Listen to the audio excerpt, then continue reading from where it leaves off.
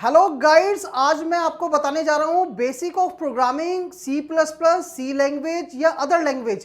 Programming क्या होती है, प्रोग्रामर कौन होता है, ये सारी जानकारी मैं आपको इस वीडियो के माध्यम से देने जा रहा हूं। I am Sachin Bhardwaj, computer programmer and database expert. Welcome to our channel attitude academy. Let start our topic basic of programming. Programming का मेन मोटिव क्या होता है कि आप एक कोड जनरेट कर रहे हो जिसके थ्रू एक आउटपुट आएगा, एक मशीन पे आउटपुट आएगा, एक आउटपुट स्क्रीन पे कैसे आउटपुट आएगा, कोडिंग कैसे लिखनी है, वो सारी जानकारी मैं आपको देने जा रहा हूं इस वीडियो के अंदर। सबसे पहले मैं आपको बताने जा रहा हूं कि कंप्यूटर के अंदर होता क्या है। Computer is an electronic device. Computer understand only the zeros and one, that is called the binary language. अब यहां से एक शब्द आता है लैंग्वेज।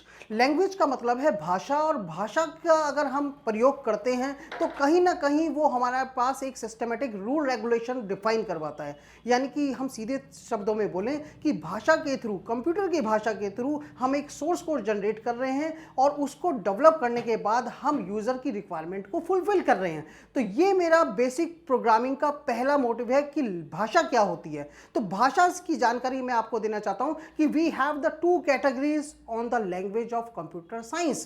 पहली होती है लो लेवल लैंग्वेज, दूसरी होती है हाई लेवल लैंग्वेज। अगर हम लो लेवल की बात करें तो बेसिक लैंग्वेज हमारे पास होती है binary language, that is consist of zeros and one.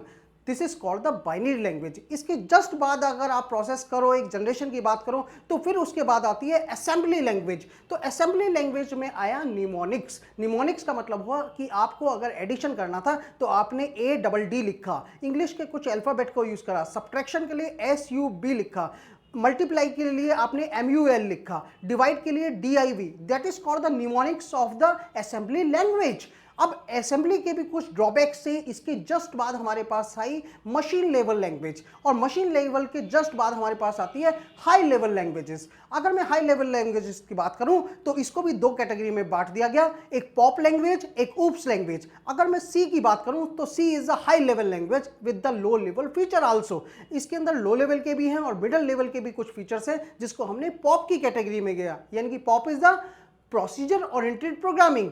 और C++ हमारे पास होती है ऑब्जेक्ट ओरिएंटेड प्रोग्रामिंग। अगर हम जावा की बात करें तो वो भी हमारे पास क्या है, ऑब्जेक्ट ओरिएंटेड प्रोग्रामिंग। अगर मैं C# की बात करूं तो वो भी हमारे पास क्या है, ऑब्जेक्ट ओरिएंटेड प्रोग्रामिंग। तो इस तरह से हम हाई लेवल लैंग्वेज को आज अपने इस वीडियो के अंदर बताने जा रहे हैं। तो जैसा कि मैंने आपको बताया, तो लैंग्वेज हमारे पास लो लेवल लैंग्वेज होती है और हाई लेवल लैंग्वेज होती है।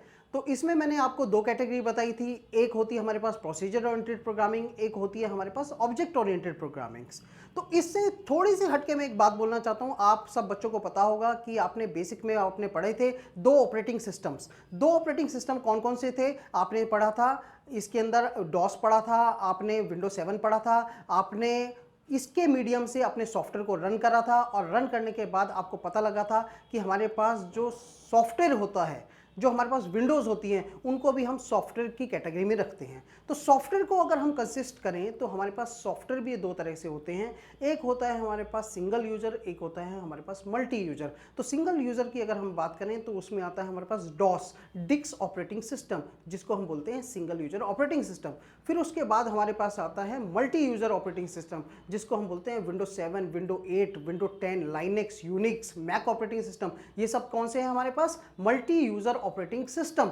अब बात आती है कि सिस्टम सॉफ्टवेयर की हमने बात करी, ऑपरेटिंग सिस्टम की बात करी, तो इसी की दूसरी कैटेगरी आ जाती है एप्लीकेशन सॉफ्टवेयर्स। तो एप्लीकेशन सॉफ्टवेयर कौन सा होता है हमारे पास, जैसे हमारे पास MS ऑफिस, टैली, बिजी, ये सारे सॉफ्टवेयर कौन से होते हैं हमारे पास, एप्लीकेशन सॉफ्टवेयर्स। तो अब आपको शायद इतना पता लग गया होगा कि हमारे पास दो तरह के ऑपरेटिंग सिस्टम से थे, और ऑपरेटिंग सिस्टम को हमने कैटेगराइज करा, सिंगल यूजर, मल्टी यूजर, और फिर मैंने एक सॉफ्टवेयर को भी कैटेगराइज करा था जिसमें मैंने बोला था सिस्टम सॉफ्टवेयर और एप्लीकेशन सॉफ्टवेयर। अब ये एप्लीकेशन कैसे बनती हैं, इन एप्लीकेशंस को कौन बनाता है, कौन प्रोग्रामर होता है, ये सारी जानकारी मैं आपको इसमें देने जा रहा हूं। आप मेरे पास इस वीडियो में बने रहें और देखते रहें। Who is the programmer, programmer कौन है। प्रोग्रामर कौन होता है, जो एक सोर्स कोड को जनरेट करता है, एक सोर्स कोड के थ्रू एक डिज़ाइन बनाता है, एक इंटरफेस बनाता है, और उसके थ्रू उस कोड को रन करता है अपने प्लेटफॉर्म पे, और वो वर्ल्ड वाइड डिस्ट्रीब्यूट हो जाता है, जिसके थ्रू वो कहलाता है as a developer of the programmer. Right. तो इस तरह से आप मेरे पास इस वीडियो में बने रहें, इस सीरीज में बने रहें। इस सीरीज में मैं आपको C++, जावा से रिलेटेड इंफॉर्मेशन मैं देते रहूँगा। लेकिन पहली जो मेरी लैंग्वेज जनरेट हुई है वो C++ की मेरी पूरी सीरीज़ है, विद असाइनमेंट भी मैं आपको इसमें दिखाऊंगा कुछ, और लाइव इंप्लीमेंटेशन करके दिखाऊंगा सारे प्रोग्राम्स का स्टेप बाय स्टेप। एक प्रोग्रामर जिसको कुछ भी नहीं आता अभी तक, वो प्रोग्रामर बनने जा रहा है। एक बेसिक स्टूडेंट्स जिसने अभी 12th क्लास पास करी है, वो प्रोग्रामिंग कैसे स्टार्टअप कर सकता है, या एक BC का स्टूडेंट जो अभी अभी इन्वॉल्व हुआ है कुछ ही समय पहले और वो प्रोग्रामिंग सीखना चाहता है, तो उसके लिए सबसे बेस्ट वीडियो है। और ऑलरेडी जो प्रोग्रामर्स जो पहले से अवेयर्ड हैं C या C++, जिनको ऑलरेडी भी आती हो, वो भी मेरे इस वीडियो में बने रहें। उनको काफ़ी मज़ा आने वाला है और वो देख सकते हैं कि किस तरह से एक एक सोर्स कोड को मैं रन करता हूं, कंपाइल करता हूं, how to save the programs. ये सारी जानकारी मैं आपको इस वीडियो के अंदर दिखाता हूं। आई होप आपको ये वीडियो अच्छा लगा होगा। इसको लाइक करें, शेयर करें, चैनल को सब्सक्राइब करें, साथ ही बेल आइकन को प्रेस करना ना भूलें, ताकि आने वाली नोटिफिकेशन के साथ